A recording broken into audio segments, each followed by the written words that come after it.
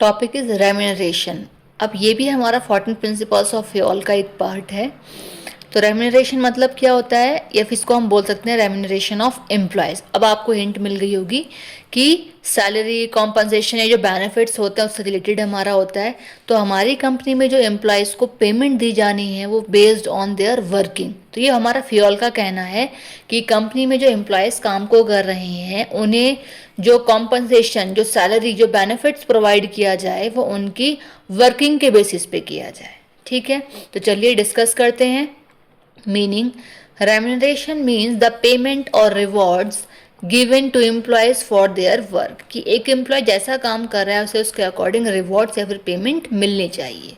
तो उससे क्या है कि जो एम्प्लॉय है वो मोटिवेट होता है काम को करने के लिए। क्योंकि कभी कभी ऐसा होता है कि एम्प्लॉय बहुत एफर्ट्स कर रहा है कंपनी के लिए, ठीक है, तो उसकी सैलरी उतनी ही है, सेम ही। एक एम्प्लॉय कंपनी में काम कंपनी के लिए कर तो रहा है लेकिन बहुत ज़्यादा एफर्ट्स नहीं है, किसी और से काम करवाया, अपने आप को शो कर दिया कि भाई मैंने किया। ऐसे बहुत लोग होते हैं कंपनी में कि करता कोई है लेकिन नेम एंड फ्रेम उसको मिल जाता है। तो उस तरीके से काम ना हो, कंपनी में जो जैसा काम करे, ठीक है, उसे उसके अकॉर्डिंग वैसी पेमेंट दी जाए। ठीक है, next point is fair payment. कि जो पेमेंट प्रोवाइड की जा रही है एम्प्लॉयज़ को वो फेयर हो। ठीक है, लिखा employ should receive fair and reasonable wages और सैलरी। कि जो एम्प्लॉयज़ को सैलरी और वेजेस प्रोवाइड की जाए वो रीजनेबल हो, ठीक है, और उनके वर्क के अकॉर्डिंग हो, ऐसा फेयल का कहना है। Next point is motivation. कि अगर प्रॉपर रेम्यूनरेशन एम्प्लॉयज़ को दी जाती है तो हमारी कंपनी के एम्प्लॉयज़ हैं वो मोटिवेट होते हैं। Proper remuneration motivates employees to work better. देखिए जेन्युइन सी बात है, आप अपने अपने अकॉर्डिंग बात को सोच करके चलिए। अगर आप किसी कंपनी में काम जैसा कर रहे हैं उसके अकॉर्डिंग अगर आपको वैसी पेमेंट नहीं मिलती तो आप खुद ही नेगेटिवली मोटिवेट होते हैं। खुद आपके माइंड में नेगेटिविटी आने लग जाती है कि यार मैं काम तो इतना करता हूँ या करती हूँ बट इतना रिजल्ट है, फिर इतनी सैलरी तो मुझे दी नहीं जाती। एक एम्प्लॉय काम ढंग से कर भी नहीं रहा है, काम करता कोई है, वो अपने आप को शो ऑफ करता है कि भाई मैंने किया, उसकी सैलरी इतनी है, उसका इंक्रीमेंट भी हो जाता है, उसको इंसेंटिव भी मिलता है। तो एक नेगेटिविटी क्रिएट हो जाती है। तो वो ना हो, तो एक अगर फेयरली रेम्यूनरेशन होता है तो कहीं ना कहीं जो एम्प्लॉयज़ कंपनी में काम को कर रहे हैं वो मोटिवेट होते हैं।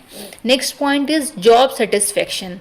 अब क्या होता है कि जो एम्प्लॉयज़ कंपनी में काम को कर रहे हैं वो अपनी जॉब से सेटिस्फाइड भी रहते हैं। क्योंकि जॉब सेटिस्फेक्शन का मतलब ही ये है कि जो एम्प्लॉय काम कर रहा है वो अपने एक्सपीरियंस, अपनी क्वालिफिकेशन के बेसिस पे उसे जॉब मिल जाए, पहली बात, उसे उतनी सैलरी भी उसके अकॉर्डिंग मिले, तो वो जॉब सेटिस्फेक्शन है। मेन थिंग इज दैट कि जॉब करता कोई क्या क्यों है, सैलरी के लिए करता है। वो कहने वाली बात है कि टाइम पास नहीं हो रहा भाई, हमारा मन नहीं लग रहा, हम इसलिए जॉब को कर रहे हैं, लेकिन another than that main thing is कि सैलरी के लिए ही सभी लोग जॉब करते हैं। ठीक है, तो जॉब सेटिस्फेक्शन क्या है, fair pay increases employ satisfaction and loyalty. कि जो फेयर पे दिया जाता है वो इंक्रीज करता है एम्प्लॉय का सेटिस्फेक्शन एंड उसकी लॉयल्टी को भी।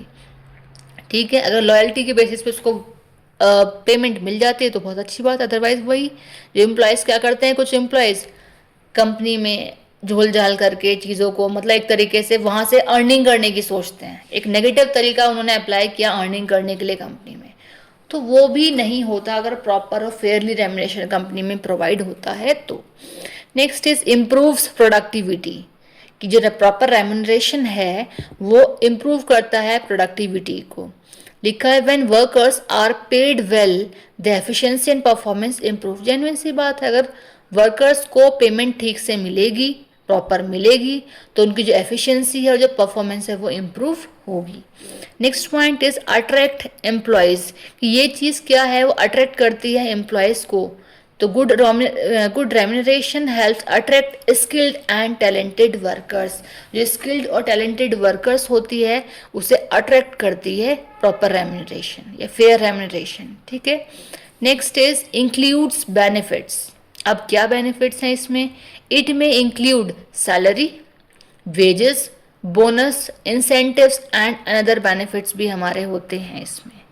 ठीक है, तो फेयर वेजेस एम्प्लॉयज़ को मिलना चाहिए अकॉर्डिंग टू हेनरी फेयल। बात भी बिल्कुल सही है ये।